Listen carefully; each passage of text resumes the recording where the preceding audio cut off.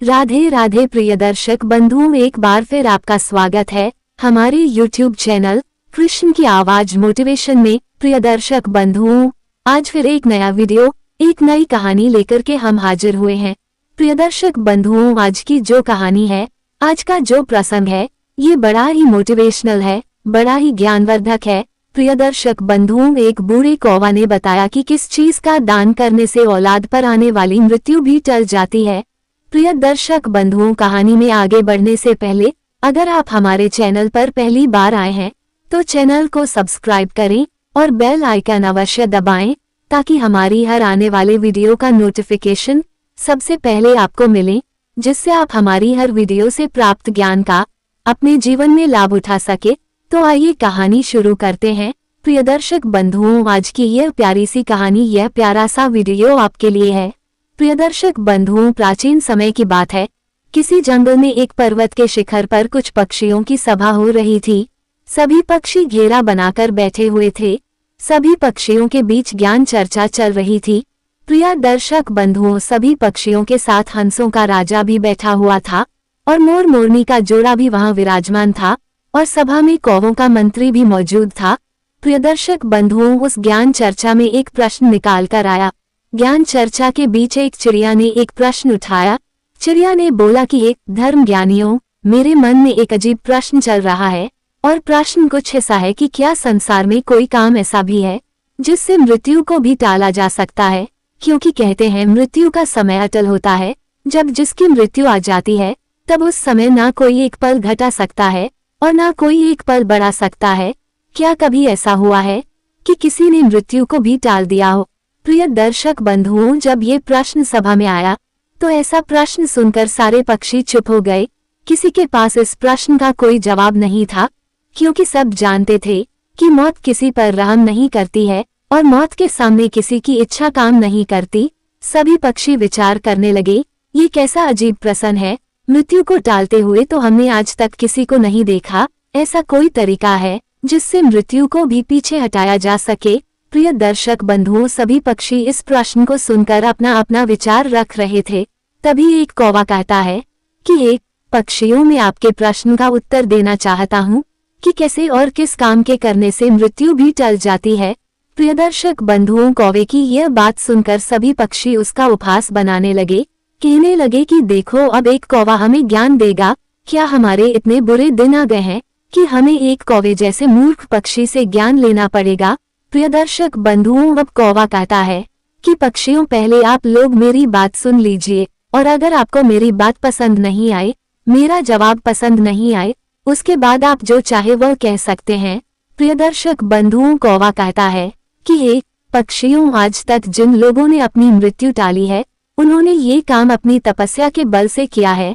लेकिन ऐसा कोई साधारण काम भी है जिसके प्रभाव से मौत भी टल जाती है, और वो कौन सा कार्य है जिसके प्रभाव से मृत्यु भी टल जाती है?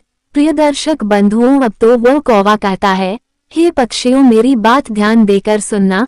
मैं आपको एक कथा सुनाता हूँ। कई वर्षों पहले की बात है। एक काशी नाम की प्रसिद्ध नगरी है जिसे महादेव की नगरी कहा जाता है और काशी को देवनगरी के रूप में भी पूजा जाता है। उस काशी नगरी में देव वर्मा नाम के राजा हुआ करते थे। राजा देव वर्मा बहुत ही धर्मात्मा व्यक्ति थे। राजा देव वर्मा की बड़ी ही पतिव्रता और संस्कारी रानी थी। रानी का नाम था गायत्री देवी। वह दोनों पति पत्नी भगवान शिव के बहुत बड़े भक्त थे। भगवान शिव की आराधना करने के लिए मंदिर में जाना उनका प्रतिदिन का काम था।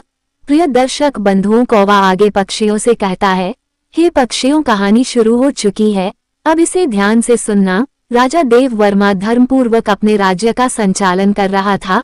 राजा के राज्य में कोई भी व्यक्ति दुखी नहीं था। समस्त जनता सुख और वैभव से संपन्न थी। चारों तरफ खुशियां ही खुशियां थी।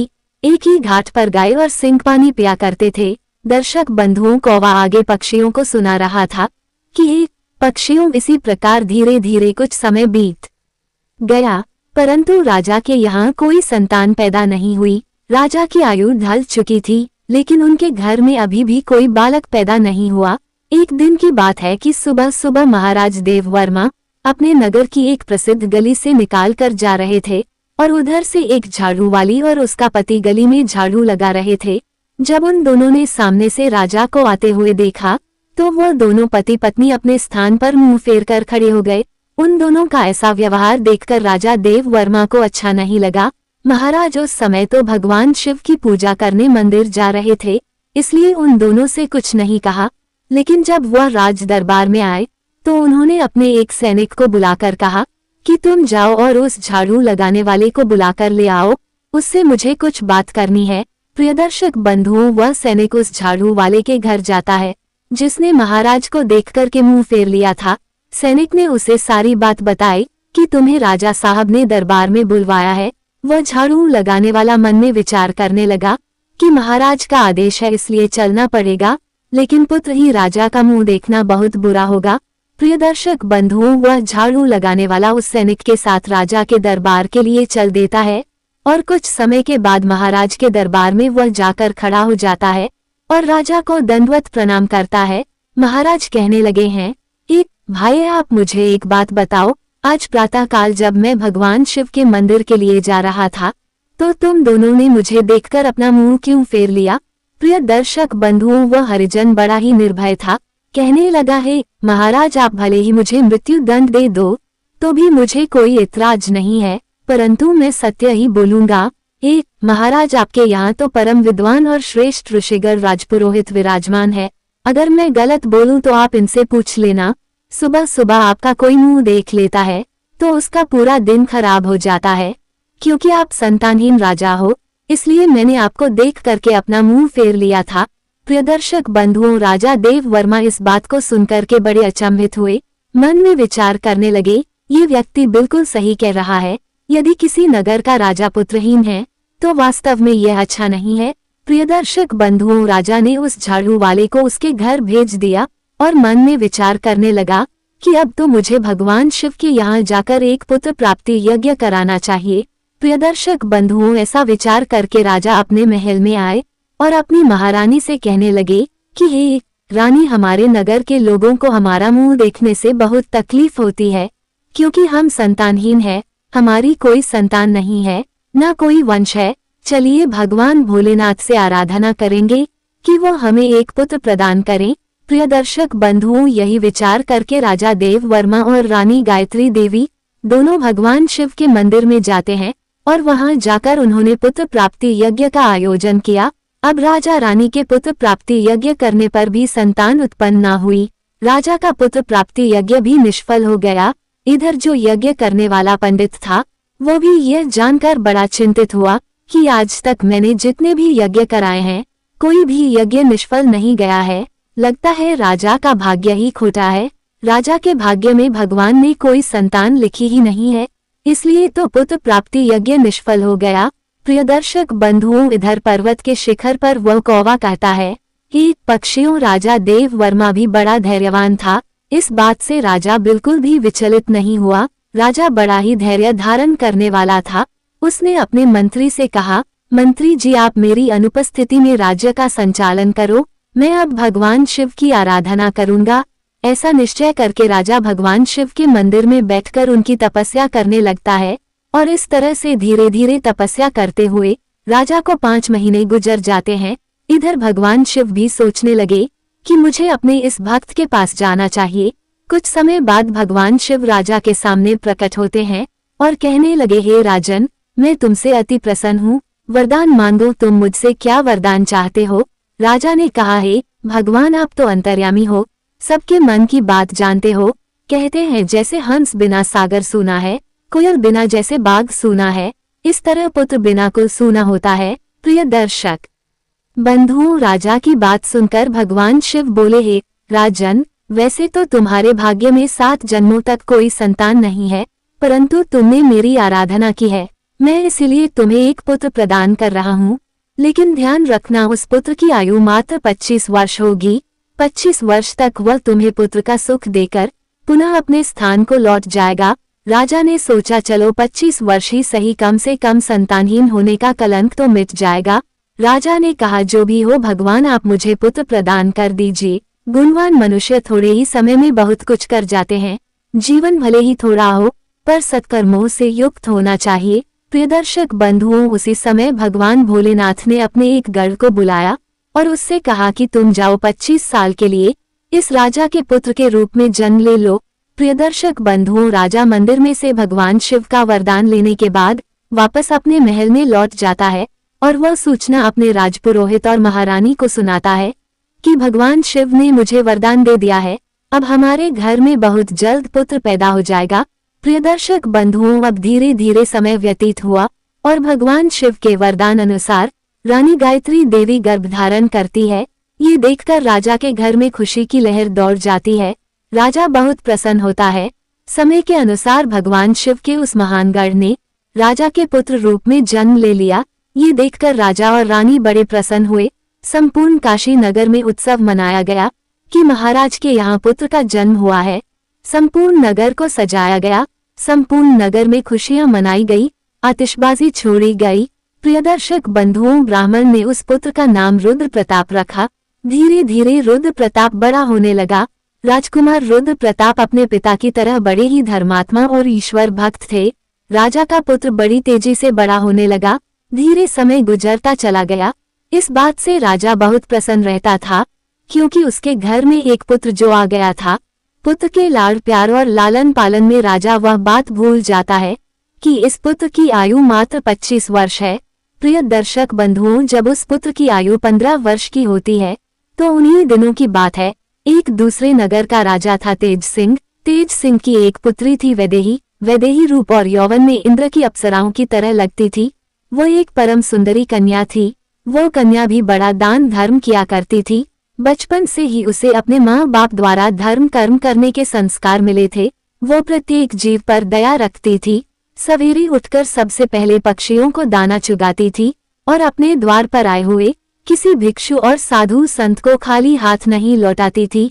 वो हर भूखे को भोजन कराती थी जो उसके द्वारा पर आ जाता था। प्रियदर्शक बंधुओं, वह कन्या भी इधर धीरे धीरे बड़ी हो जाती है। महाराज तेज सिंह ने जब राजा देव वर्मा के पुत्र रुद्र प्रताप के बारे में सुना कि महाराज देव वर्मा का एक बड़ा धर्मात्मा और तेजस्वी पुत्र है, ऐसा विचार करके राजा तेज सिंह ने अपनी कन्या का रिश्ता राजा देव वर्मा के यहाँ भिजवा दिया। उधर राजा देव वर्मा ने मन में विचार किया कि मेरे पुत्र की आयु 25 वर्ष है, मुझे इसका विवाह कर लेना चाहिए और इसके यहाँ कोई पुत्र पैदा हो जाएगा तो मेरा भी वंश आगे बढ़ जाएगा। प्रियदर्शक बंधुओं, ऐसा सोच विचार कर राजा देव वर्मा ने अपने राजकुमार का रिश्ता तय कर लिया और कुछ समय में ही राजकुमारी वैदेही का राजकुमार रुद्र प्रताप के साथ विवाह हो जाता है। राजकुमारी वैदेही बहुत ही पतिव्रता स्त्री थी। उसका एक नियम ये भी था कि वह भोजन तब तक नहीं करती थी जब तक किसी भूखे प्राणी को भोजन नहीं करा देती थी। धीरे धीरे समय गुजरता गया। प्रियदर्शक बंधुओं, कौवा आगे कहता है, हे पक्षियों, इधर राजा देव वर्मा को लगने लगा कि मृत्यु का समय नजदीक आ रहा है। उसकी 25 वर्ष की आयु पूरी होने वाली है। राजा तो पहले से ही जानता था क्योंकि भगवान शिव ने उसे सब कुछ बता दिया था कि आपके पुत्र की आयु मात्र 25 वर्ष होगी। राजा ने यह बात किसी को नहीं बताई थी। प्रियदर्शक बंधुओं, धीरे धीरे राजा की चिंता बढ़ती जा रही थी। जैसे जैसे राजकुमार की उम्र बढ़ रही थी वैसे वैसे राजा की चिंता बढ़ रही थी। धीरे धीरे जब राजकुमार की आयु में मात्र 4 दिन शेष रह गए तो राजा सोचने लगा कि अब मैं क्या करूं, मेरा पुत्र तो 4 दिन बाद मृत्यु को प्राप्त हो जाएगा। प्रियदर्शक बंधुओं, पुत्र मोह के कारण भगवान शिव के वरदान को भी राजा भूल जाता है और पुत्र में आसक्ति होने की वजह से वह बीमार पड़ जाता है। वह पुत्र की मृत्यु की बात सबको बताकर उन्हें भी चिंता में नहीं डालना चाहता था। अब तो राजा ने भोजन करना छोड़ दिया। इधर जब वह दिन आ गया जिस दिन उसके पुत्र की मृत्यु होने वाली थी, उस दिन राजा सुबह से ही भगवान शिव के ध्यान में डूब गया। कहने लगा, हे भगवान, पुत्र के जाने का दुख सहन करने की मुझे शक्ति प्रदान करो। विधि के लिखे को तो कोई नहीं बदल सकता, जो होना है वो तो होकर ही रहेगा। इधर वो कौवा उन पक्षियों को सुनाता है कि हे पक्षियों, उस राजकुमार की जो नवविवाहिता पत्नी थी वो प्रतिदिन भूखे गरीबों को भोजन कराया करती थी, पक्षियों को दाना चुगाया करती थी। रोज की तरह उस दिन भी वह अपने धर्म कर्म में लगी हुई थी। इधर यमलोक में यमराज ने देखा कि आज राजकुमार रुद्र प्रताप की मृत्यु का दिन है। यमराज ने तुरंत अपने दूतों को आदेश दिया कि जाओ, अब से 1 घंटे के बाद तुम्हें राजकुमार रुद्र प्रताप के प्राण उसके शरीर से निकाल कर लाने हैं। राजकुमार रुद्र प्रताप के प्राण तुम ऐसे नहीं निकाल सकते, इसके लिए तुम्हें एक सर्प के पास जाकर और उसे राजकुमार की मृत्यु के लिए प्रेरित करना होगा, क्योंकि उस राजकुमार की मृत्यु उस सर्प के डंसने ही होगी। कोई सर्प उसे डंसेगा तभी हम उसके प्राण हर सकते हैं। यमराज ने अपने दूतों से कहा कि जाओ और शीघ्रता करो और 1 घंटे के अंदर ही उसके प्राणों को लेकर आना है। यमराज की आज्ञा पाते ही 2 यमदूत राजकुमार रुद्र प्रताप के प्राण लेने के लिए चल दिए और उधर यमराज की माया से प्रेरित होकर एक सर्प मन में विचार करने लगा कि आज मुझे राजमहल में प्रवेश करना चाहिए और राजमहल में मुझे घूम कर देखना चाहिए। प्रियदर्शक बंधुओं, अब तो वो सर्प घूमता घूमता चला जा रहा था और राजा के राजमहल में प्रवेश कर गया। अब वो सर्प तो यमराज से प्रेरित था, इसलिए घूमता हुआ वह राजकुमार की चारपाई पर पहुंच जाता है। जहां राजकुमार सोता था वह जाकर राजकुमार के बिस्तर में सिमटकर बैठ जाता है। यमराज के दोनों दूत राजमहल के द्वार पर खड़े हो जाते हैं और समय पूरा होने का इंतजार करने लगते हैं। सोचते हैं कि 1 घंटे का समय कब होगा, कब ये नाग उस राजकुमार को डंसेगा, तब हम उसके प्राणों को लेकर यमलोक जाएंगे। प्रिय दर्शक बंधुओं, इस प्रकार यह के दूत विचार कर रहे थे। तभी क्या होता है, किसी दूसरे एक गांव में एक गरीब व्यक्ति रहता था। उसकी एक पुत्री थी। उस पुत्री का विवाह उन्होंने समय पर कर दिया, परंतु उस पुत्री का जो पति था वो बहुत मदिरा पीता था। जुआ खेलना, वैश्यागमन करना उसका काम था, इसलिए वो उस गरीब दंपति की पुत्री को हमेशा परेशान किया करता था, उसको मारता पीटता था, उसे घर से निकालना चाहता था। प्रियदर्शक बंधुओं, उस गरीब दंपति की पुत्री वहां अपने पति के साथ कुछ समय तक रहती रही। उसके बाद वह गर्भ धारण करती है और एक दिन वह अपने पति की मारपीट से तंग आकर अपने पिता के घर चली आती है। उस लड़की का पिता बूढ़ा हो चुका था, इसलिए कमाई नहीं हो पाती थी। वो बेचारा भीख मांगकर खाता था, भीख मांगता और तीनों प्राणियों का पेट पालन करता था। इधर जब 9 माह का समय पूरा हुआ तो उसकी पुत्री ने एक पुत्र को जन्म दिया और पुत्र को जन्म देने के बाद उसे बहुत तेज भूख लगी और भोजन की आवश्यकता पड़ी। प्रियदर्शक बंधुओं, क्योंकि जो प्रसव काल की भूख होती है वो बहुत तेज होती है, अब वो अपने पिता से भोजन मांगती है। वो बेचारा गरीब ब्राह्मण भोजन लेने के लिए आसपास के गांव में चला जाता है, लेकिन उसके रोज रोज मांगने के कारण उसको लोग भीख भी नहीं देते हैं। दर्शक बंधुओं, गरीबी सबसे बड़ा अभिशाप है, मनुष्य के लिए सबसे बड़ा अपमानकारी कष्ट है। गरीबी चट्टान से भी ज्यादा भारी होती है। सबसे बड़ा दुख गरीबों का होता है। प्रियदर्शक बंधुओं, उस गरीब को कोई भी खाने को भोजन नहीं देता है।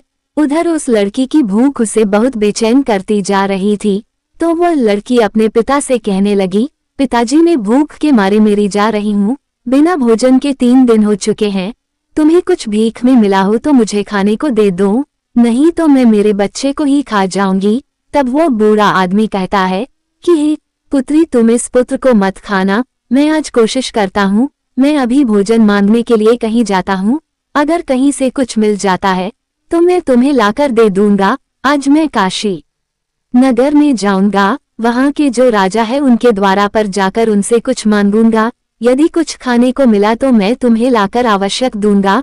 प्रिय दर्शक बंधुओं, ऐसा विचार करके वह बूढ़ा पिता चल देता है और इधर जो राजकुमार रुद्र प्रताप की धर्म पत्नी वैदेही थी, वह रोजाना गरीबों को भोजन करवाती थी। उस दिन महाराज तो बीमार पड़े थे, क्योंकि पुत्र मोह के कारण, पुत्र की चिंता के कारण वह अपने कक्ष में पड़े हुए थे, इसलिए आज उसने गरीबों को कोई भोजन तो नहीं कराया, परंतु उसने अपने पति के लिए जो भोजन बनाया था उसमें कई प्रकार के व्यंजनों से और पकवानों से सजा करके भोजन का थाल सजाकर उसने रख दिया था कि उसके पति आएंगे तो वो उन्हें भोजन करा देगी। लेकिन इतने में वह बूढ़ा आदमी उसके द्वारा पर पहुंच जाता है। प्रियदर्शक बंधुओं, इधर राजकुमार रुद्र प्रताप की पत्नी वैदेही को द्वार पर खड़ा वह दीनहीन वृद्धा आदमी दिखाई दे जाता है और उस वृद्ध को देख करके उसे दया आ जाती है। बूढ़े आदमी ने उसकी तरफ देखा तो कहने लगा, हे बेटी, यदि मुझे इस समय कुछ भोजन मिल जाए तो तुम्हारा बड़ा एहसान होगा। रानी ने देखा कि यह कोई गरीब आदमी है और मुझसे भोजन मांग रहा है, ये भोजन तो मैंने अपने पति के लिए बनाया है, अगर यह भोजन मैं इसे दे दूंगी तो मेरा पति क्या खाएगा। फिर उसने सोचा कि मेरे पति तो अभी आए भी नहीं है, वो अपने बीमार पिता के पास बैठे हैं, तब तक मैं ये भोजन इस बेचारे गरीब व्यक्ति को दे देती हूँ। मेरे पति आ जाएंगे तो मैं उनके लिए और भोजन तैयार कर दूंगी। प्रियदर्शक बंधुओं, इतना कहकर राजकुमारी वैदेही ने जो भोजन अपने पति के लिए बनाकर रखा था, उन स्वादिष्ट व्यंजनों से सजी हुई थाली उस गरीब बूढ़े आदमी को दे दी। बूढ़ा आदमी उस भोजन को लेकर चला जाता है। वो बड़ी शीघ्रता से चलता हुआ और भोजन को लेकर के अपने घर आ जाता है, क्योंकि उसकी पुत्री 3 दिन से भूखी थी। प्रियदर्शक बंधुओं, और उधर क्या होता है, जो राजा का पुत्र था, अपने पिता की देखभाल करने के बाद, उनको वैद्य को दिखाने के बाद राजा के कक्ष से निकलकर अपने कक्ष की ओर जाने लगता है। उसके महल के द्वार पर 2 यमदूत तैयार खड़े थे और वह नाग उसको डिंसने के लिए उसके बिस्तर में लिपटा हुआ था। और उधर उस वृद्ध ने भोजन ले जाकर अपनी पुत्री को दे दिया। इधर राजकुमार रुद्र प्रताप चलता चला जा रहा था। प्रियदर्शक बंधुओं, कौवा आगे कहता है, हे पक्षियों, समय जब अच्छा होता है तो सब ठीक होता है। आप ये ध्यान रखें कि किसी भी विपत्ति को टालने के लिए आपको एक संकेत मात्र मिलता है, और यदि आप उस समय को पहचान गए, उस संकट को समझ गए, तो बड़ी से बड़ी विपत्ति भी टाली जा सकती है। राजकुमार ने अपने कक्ष में जाने के लिए जब सीढ़ियों पर पैर रखा तो उसे छींक आ गई। उधर उसका निर्धारित समय पूरा होने वाला था। यम के दूत बड़े उतावले हो रहे थे कि 1 घंटे का समय पूरा होने वाला है, उसमें कुछ ही क्षण शेष बचे हैं। साथ ही साथ उधर वह नाग गुस्से में बैठा हुआ उसके आने का इंतजार कर रहा था कि वह राजकुमार आएगा और उसे मैं डांस लूंगा। प्रियदर्शक बंधुओं, उधर उस बूढ़े आदमी ने भोजन ले जाकर अपनी बेटी को दे दिया। लड़की ने जब भोजन खाया तो पूछने लगी, पिताजी, यह भोजन आपको किसने दिया है? लड़की के पिता ने कहा, पुत्री, यह भोजन यहाँ की महारानी ने दिया है। यहाँ के राजा की जो पुत्र वधू है, उसने मुझ पर दया करके ये स्वादिष्ट भोजन मुझे दिया है। प्रियदर्शक बंधुओं, भोजन देखकर लड़की की आत्मा से दुआएं निकलने लगी। वो भगवान से प्रार्थना करने लगी, कहने लगी, हे भगवान, जिसने भी यह भोजन दिया है उसका सुहाग अमर हो जाए, वो सदैव सौभाग्यवती बनकर रहे। जैसे ही वह उस भोजन का निवाला अपने मुंह के अंदर ले जाती है, उस समय उसकी आत्मा से आशीर्वाद निकलता है कि उसका पति अमर हो जाए। प्रियदर्शक बंधुओं, कौवा आगे कहता है, हे पक्षियों, सच्ची आत्मा से निकला हुआ आशीर्वाद जरूर फलित होता है। अब इधर लड़की का आशीर्वाद भगवान के पास जाता है, देवों के देव महादेव के पास पहुंचता है, तो भगवान शिव का सिंहासन हिल गया कि यह क्या हुआ, मेरा सिंहासन क्यों हिल रहा है? भगवान शिव मन में विचार करने लगे कि दुनिया में ऐसा क्या घटित होने वाला है। उन्होंने तुरंत नारद मुनि को बुलाया और नारद से कहा कि देख करके आओ कि तीनों लोकों में क्या घटित होने वाला है। प्रियदर्शक बंधुओं, नारद ने जब देखा तो सब समझ में आ गया। उन्होंने जाकर के भगवान शिव से कहा, हे प्रभु, एक विचित्र घटना घट रही है। राजा देव वर्मा के पुत्र की मृत्यु का समय आ गया है। नाग उसके बिस्तर में फन फैलाए बैठा है। राजकुमार सीढ़ियों पर चढ़कर ऊपर जा रहा है। जैसे ही वह अपने बिस्तर पर जाकर बैठेगा, नाग उसे डंस लेगा और उधर वह उस बूढ़े आदमी की पुत्री राजकुमारी को आशीर्वाद दे रही है। उसकी आत्मा से आशीर्वाद निकल रहा है कि उसका सुहाग अमर हो जाए। एक भगवान, ये कैसा विचित्र संयोग है। एक तरफ मौत लेने को खड़ी है, एक तरफ आशीर्वाद उसकी लंबी उम्र की प्रार्थना कर रहा है। अब तो दान की शक्ति और मौत में तकरार हो गई। नारद बोले, प्रभु, इसमें क्या होगा? भगवान शिव बोले, जो विधाता ने निश्चित कर दिया है वही होगा, देखते रहिए, सब अच्छा ही होगा। भगवान भोलेनाथ वहां से अंतर्ध्यान हो जाते हैं। उधर वह राजकुमार सीढ़ियों पर चढ़कर अपने पलंग की ओर बढ़ रहा है। यम के दूत तैयार खड़े हुए हैं, देख रहे हैं कि अब हमारा काम बन गया। परंतु देखिए होनी का संयोग, राजकुमार अपने बिस्तर पर जाकर बैठता है। उधर दान की शक्ति बीच में आकर खड़ी हो गई, जिसके कारण नाग बेहोश हो गया। उससे चला भी नहीं जा रहा था, उसमें आगे बढ़ाने की शक्ति नहीं रही। नाग सोचने लगा कि मैं तो इस राजकुमार को डिंसने आया था, पर मुझसे तो अब चला भी नहीं जा रहा है। ये सब क्या हो रहा है? प्रियदर्शक बंधुओं, ये सब उस आशीर्वाद का प्रभाव था जो उस भूखी लड़की ने दिया था। प्रियदर्शक बंधुओं, कौवा आगे कहता है, हे पक्षियों, जब श्राप लग जाता है तो आशीर्वाद भी लगता है। राजकुमार और नाग के बीच में आशीर्वाद आकर खड़ा हो गया। राजकुमारी का दान मृत्यु को आगे नहीं बढ़ने दे रहा था। यमदूत उस दान की शक्ति से कहने लगे कि तुम यहाँ से लौट जाओ, हमें हमारा काम करने दो, हम इसके प्राण लेकर जाएंगे। तो दान की शक्ति और उस लड़की का आशीर्वाद कहने लगा कभी नहीं, ऐसा कभी नहीं होगा कि हमारे होते हुए तुम इसके प्राणों का हरण कर लो। प्रियदर्शक बंधुओं, अब तो दोनों में बहस आरंभ हो जाती है। बहस आरंभ हुई तो उनमें युद्ध शुरू हो गया और दान की शक्ति ने उन यम के दूतों को आगे बढ़ने से रोक दिया। यम के दूत आगे नहीं बढ़ पाए और यम के दूत वापस हरकर यमलोक को चले गए। दूतों ने जाकर के यमराज से कहा, महाराज ये कैसी विडंबना है। यमराज ने कहा, तुम लोग खाली कैसे आ गए, तुम्हें तो राजकुमार रुद्र प्रताप के प्राण लेने भेजा था। तभी यमदूत कहते हैं, स्वामी, उसके प्राणों को लाने में दो बड़ी बाधाएं बीच में खड़ी है, उनके आगे हमारा कोई जोर नहीं चल पाया। यमराज ने कहा, ऐसी कौन सी बाधाएं हैं जो मृत्यु के मार्ग में रोड़ा बन रही है। यमदूतों ने बताया, है स्वामी, एक तो दान की शक्ति है और दूसरी आशीर्वाद की शक्ति। इतनी बात सुनकर यमराज बोले, हे दूतों, लगता है प्राण लाते लाते तुम लोग बूढ़े हो गए हो। मैं जाकर देखता हूँ कि कौन सी बाधा राजकुमार के प्राण लाने से रोकती है।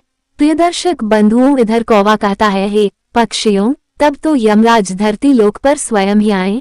उधर भगवान शिव ने मन में सोचा कि अब मुझे इनमें समझौता कराना होगा। यमराज इनसे जीत नहीं पाएंगे और अगर यमराज हार गए तो ये प्रकृति के नियमों का उल्लंघन होगा। प्रियदर्शक बंधुओं, यमराज जब वहां उपस्थित हुए तो वही भगवान भोलेनाथ भी प्रकट हो गए। यमराज ने भगवान शिव को देखा तो भगवान शिव को देख करके उनके चरणों में प्रणाम किया। भगवान यमराज से बोले, हे यमराज, तुम नहीं जानते हो, तुम्हारे विधान के अनुसार इसकी आयु पूर्ण हो चुकी है, परंतु आप मुझे ये बताइए कि क्या श्राप नहीं लगते हैं। श्राप तो मुझे भी, श्री विष्णु को और ब्रह्मा जी को भी झेलने पड़ते हैं। क्या आपने श्राप के कारण मृत्यु लोक में जन्म नहीं लिया था?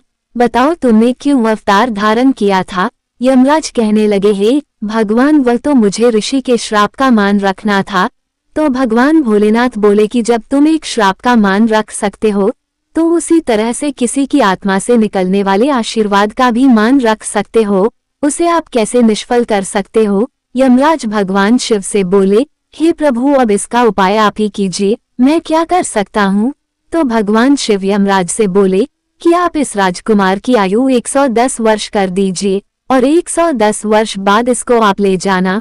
यह उस शक्ति के आशीर्वाद के कारण और वरदान के कारण मृत्यु की योग नहीं रहा है, इसलिए मृत्यु को इसने जीत लिया है। दर्शक बंधुओं, भगवान शिव के कहने पर यमराज ने प्रकृति के नियमों में परिवर्तन कर दिया और राजकुमार रुद्र प्रताप की आयु को बढ़ाकर 110 वर्ष कर दिया। उसके बाद यमराज यमलोक को वापस लौट गए।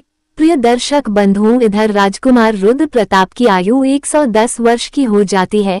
एक भूखे को भोजन दान देने पर राजा की औलाद पर आई मृत्यु भी टल गई। प्रिय दर्शक बंधुओं, कौवा आगे कहता है कि हे पक्षियों, इसीलिए तो मनुष्य के अच्छे कर्म, दया भाव, दीनहीन की सेवा मृत्यु को भी टालने का सामर्थ्य रखते हैं। लेकिन हमें ये देखना है कि जिसको हम जो चीज दान दे रहे हैं वो उस दान का पात्र होना चाहिए, दान पाने के योग्य होना चाहिए। यदि आप सुपात्र को दान देते हैं तो उस दान के सामने मौत भी पराजित हो जाती है। यदि आप किसी की सेवा करके और उसके कठिन समय में काम आकर उसकी मदद करते हैं, यदि आप किसी का आशीर्वाद लेते हैं तो वो आशीर्वाद मृत्यु को भी टाल सकता है। दान की और आशीर्वाद की शक्ति बहुत बड़ी होती है, उस शक्ति से बड़ा संकट भी टल जाता है। प्रियदर्शक बंधुओं, इस तरह से यमराज हार करके यमलोक लौट गए। उधर शिखर के ऊपर बैठा हुआ कौवा पक्षियों से बोला, हे पक्षियों, मैं पिछले जन्म में वही सर्प था जो यमराज की प्रेरणा से उस राजकुमार को डिंसने के लिए गया था, लेकिन मैं उस दिन दान की और आशीर्वाद की शक्ति समझ चुका था। उसी दिन मेरी मृत्यु हो गई थी और कब मुझे एक कौवा का जीवन मिला है। ऐसे कई चमत्कार इस सृष्टि में देखने को मिले हैं जिन्होंने यमराज को भी पराजित कर दिया है। प्रियदर्शक बंधुओं, कौवा वह आगे कहता है, हे पक्षियों, इस तरह से हमारी यह कहानी पूरी होती है। यदि आप लोगों के मन में कोई और प्रश्न हो, कोई शंका हो तो मुझे जरूर बताएं, मैं अपने ज्ञान से उसका समाधान जरूर करूंगा।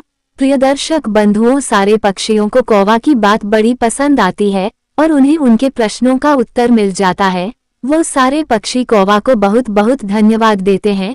तो प्रियदर्शक बंधुओं, हमारी आज की यह कहानी यहाँ समाप्त होती है। हम उम्मीद करते हैं कि आपको हमारी आज की यह कहानी, आज का ये वीडियो पसंद आया होगा और आप इससे ढेर सारी प्रेरणाएं लेंगे।